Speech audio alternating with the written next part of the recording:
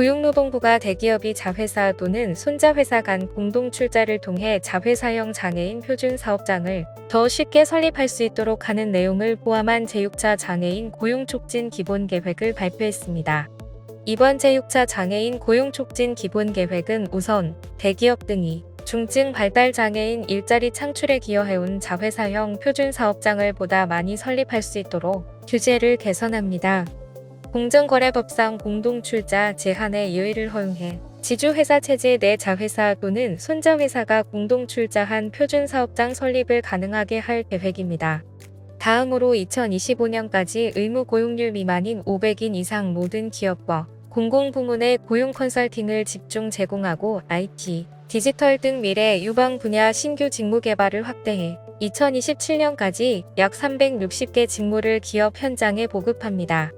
세 번째로 현재 3개소인 디지털 맞춤 훈련센터를 전국 17개소로 확대하고 국내 최대 규모의 장애인 종합훈련시설인 경기 남부 직업능력개발원을 내년에 경기 화성 동탄 신도시에 개소해 장애인 직업훈련 기반을 대폭 확충한다. 국내 최초의 시각장애인 전용 공공훈련기관 신설도 검토합니다. 끝으로 장애인이 안정적으로 오래 일하실 수 있도록 중증장애인 출퇴근 비용 지원을 최저임금 적용 제외 임가자에서 기초 차상위 중증장애인으로 확대하고 보조공학기기 지원 체계 및 근로지원인 서비스 질도 제고할 계획입니다. 앞으로 장애인과 함께 사는 부모의 배우자도 장애인이 차에 탄 경우에 장애인 전용 주차구역을 이용할 수 있게 됩니다. 국민권익위원회는 이 같은 내용을 담은 장애인 전용 주차 관련 국민 불편 개선 방안을 마련해 보건복지부와 국토교통부의 제도 개선을 권고했다고 밝혔습니다. 장애인 전용 주차구역에 주차할 수 있는 장애인 주차증은 장애인 본인 또는 함께 거주하는 장애인 보호자의 자동차 중 한 대에만 발급됩니다. 장애인 주차증을 붙인 차량은 장애인이 탄 경우에 한해 장애인 전용 주차구역 이용이 가능합니다. 그런데 장애인 주차증이 발급 가능한 함께 거주하는 장애인 보호자의 범위가 민법상 가족의 범위보다 좁다는 점이 지속적으로 지적되어 왔습니다.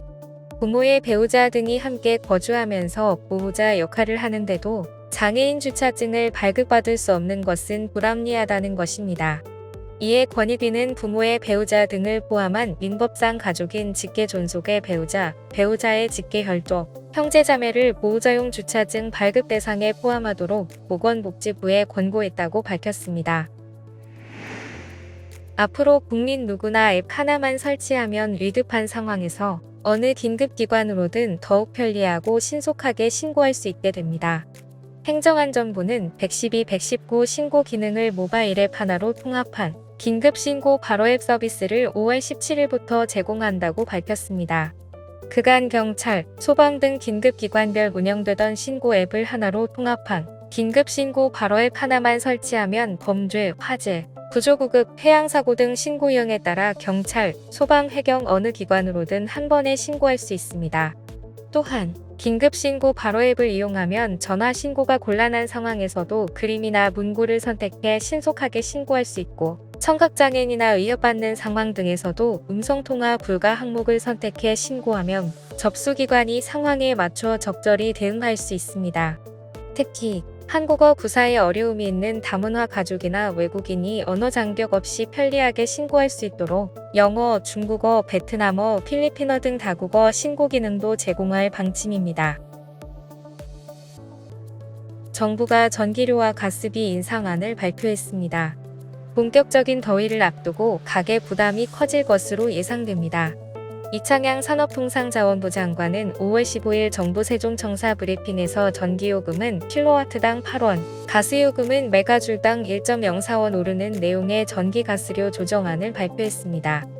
4인 가구 한 달 전력 사용량은 332kW 기준으로 월 전기요금은 약 3,000원, 가스요금은 같은 기준인 3,861메가줄로 약 4,400원 증가될 것으로 예상됩니다. 전기 가스요금 모두 5월 16일부터 인상요금이 적용되며 소급 적용되지 않습니다.